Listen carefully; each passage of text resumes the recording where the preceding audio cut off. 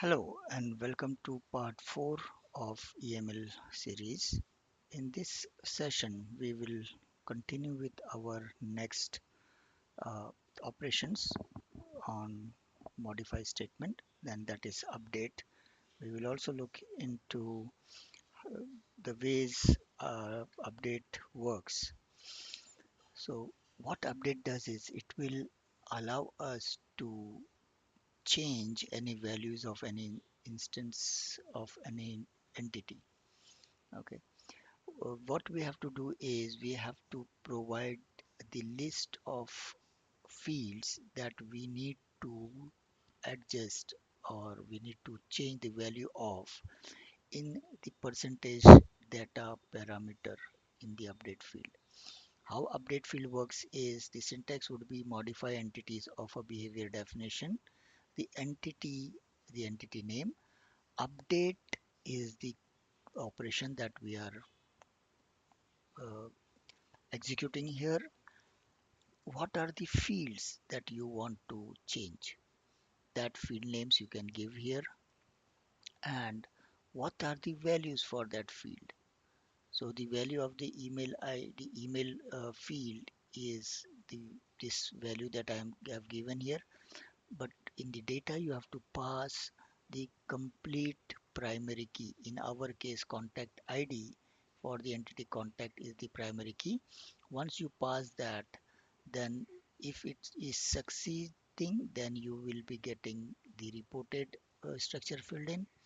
If it is a failure, unsuccessful, then you will get map or failed structure. Now what I am doing is I am just checking if it is failed, then just write something. If it is not failed, then go and commit it, and there might be a probability that at the commit also it might fail. This is something that we have seen in our earlier sessions as well. Okay, so this is how the update operation will work to give the to change the field values. Now in REP terminology, even the functionality create, update and delete can be managed or can be controlled using a terminology or a concept called feature control, which will allow us to uh, either edit or the system will not allow us to edit. We will see that in some time. Okay, let me then move on. Similarly for the delete operation. Now, as uh, we have seen in our update, similarly delete also works the same way. Modify entities of the behavior definition, entity name, delete is the operation. And now here from value, and here we only have to give the primary keys of the complete primary key of the entity. In this case, only contact ID is the primary key. If it is successful, it will give you the reported data back. If it is failure, it will give you the mapped and failed. Depending on that, you can actually uh, decide what you have to do. I'm just displaying the console statement in this case. Okay, pretty easy, pretty simple syntax for update and delete functionality. Okay, as we have already seen, the commit entities will actually commit the entities like what we have the commit in our normal web program. Similarly, commit entities will actually move all the transactional buffer data to the database. So the data will be persisted if you use the commit statement. In RAP framework, it is not required because RAP framework has its own uh, commit entities at the end of the transaction, that is at the end of the logical unit of work. Okay, so that is how it is. Okay, and on top of it, we can also execute any determinations or any actions that we have defined in case of the determination that you see here in our behavior definition. how determination works, what are the determination, what are actions, how many types of actions you can create. All these things I will actually create a separate um, series on, and that will be my next series, how to create a manage application using SAP RAP framework. So let me just show you first. Before I go there, I have actually created a application that I had shown you. Uh, See my second video, you'll know what kind of application I have created, a transactional application. Now here, let me just walk you through the transactional application one more time. You see, I have a edit functionality here, okay, because the status is active. But if I go and come to this record for Monica Singh, the status is inactive. In this case, if I go there, I should be able to delete it. Okay. When I go there, I will not be able to see the edit here because it is inactive. So system will not allow you to do any changes to the inactive records. In that case, uh, but uh, but you can delete it. Similarly, for this Patricia, it is active. I can edit it, but I cannot delete it. If I come back and select here Patricia, you see delete is disabled here. So active uh, entities will instances will not be deleted. You have to make it inactive in order to delete and remove from the system. That is the functionality that I have created. Uh, so looking at this structure now, let us just look into Monica and Patricia to update these structures. Okay, so what I have done is I have come here in my entity, and I am now viewing the data. Now for Patricia, let me first take the Patricia and copy the cell. Okay, so copy cell, and Patricia, if you see, is yes. Okay, it is active, so it will not allow me to delete, but it will allow me to edit. Okay, let's see if we are able to edit it or not. Let me come back here. Okay, and I am just saying that, okay, let me just update this as Patricia updated at gmail.com, for example. Okay, and I am trying to execute it. Let me activate and execute as a console, and it will execute, and you see the values say that successfully updated. Let us come back in the system, refresh it.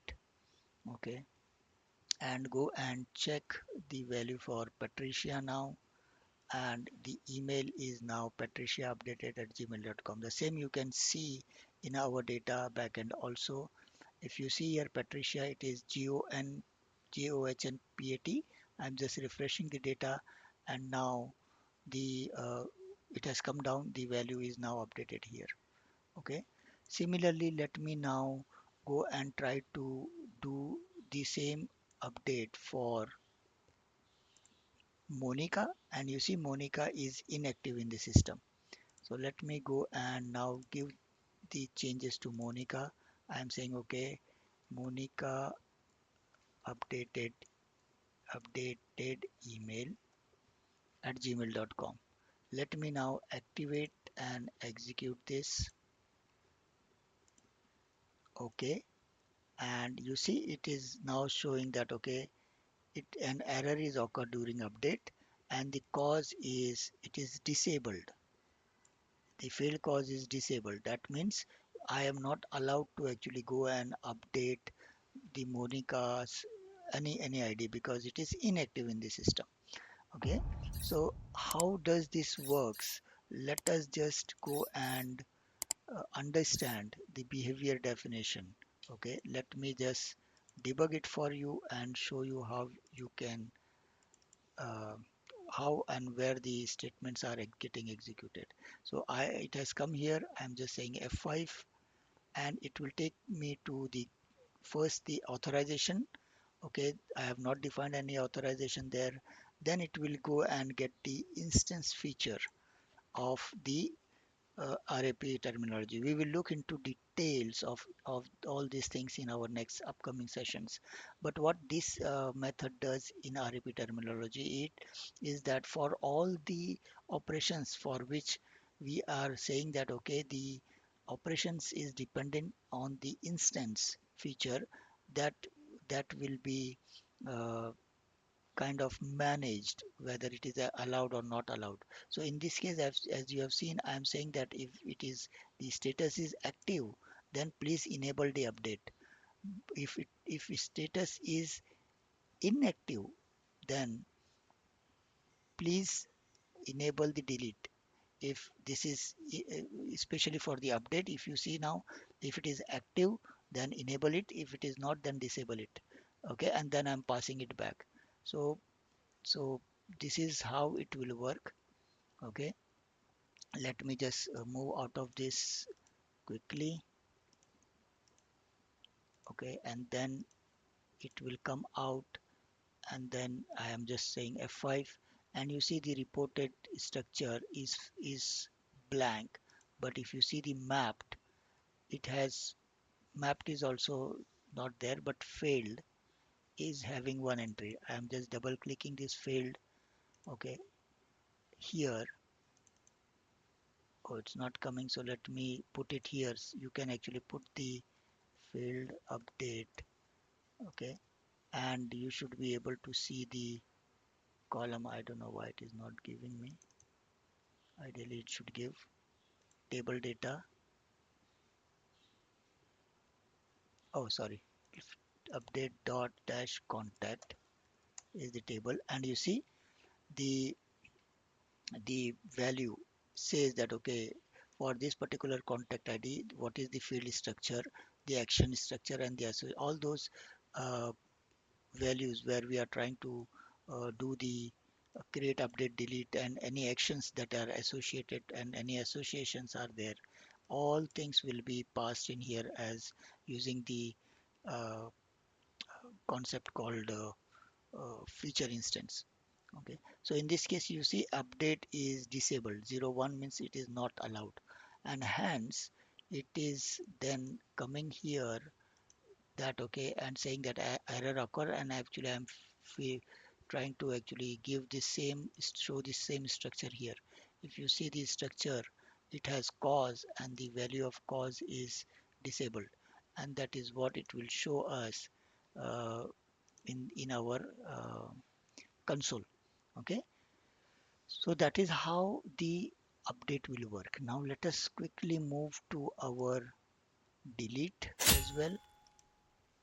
Okay, now deletion can be done in two ways. Okay, you can delete the parent entity instance. At the same time, the associated entities, the child entities, will also get deleted. The and in case of only associated child entities, you can also delete without deleting the parent. We'll look into both of them.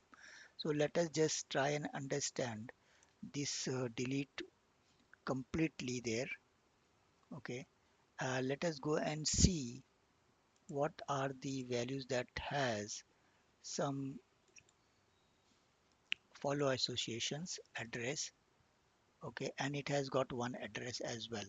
Okay, so let me come back here on the address, and now I am actually trying to delete this record.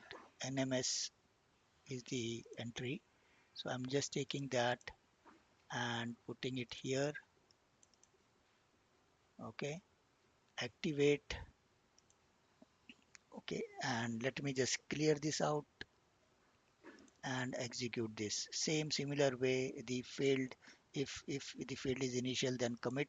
If the commit is failed, then display the error, otherwise display successfully deleted. If there is any error while deleting, just delete and show us the cause for the deletion. Okay, now let me uh, run it as ABAP console.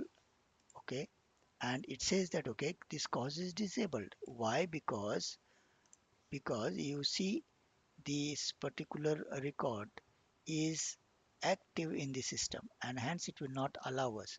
So let us go in the system and for this set the status back to inactive now. Now I should be able to delete. If I go inside, you see it will allow us to delete, but it will not allow us to uh, edit now. Okay, it has got one address as well that should also get deleted. Okay, so now again I am going back. Let us activate. Okay, come back here, execute as a test ABAP application console, and it says okay, successfully deleted. So now if I come back here, I will not be able to see NMS here. Similarly, if I come back here, the last record that you see here will be gone. Okay, because it was inactive.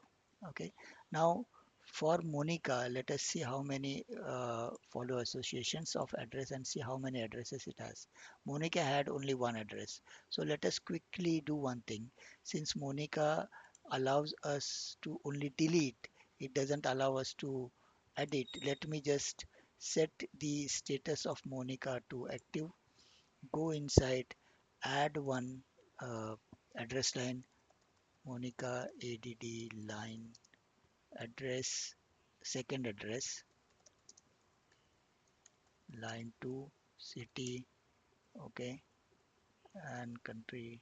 I am not giving country, it will take by default.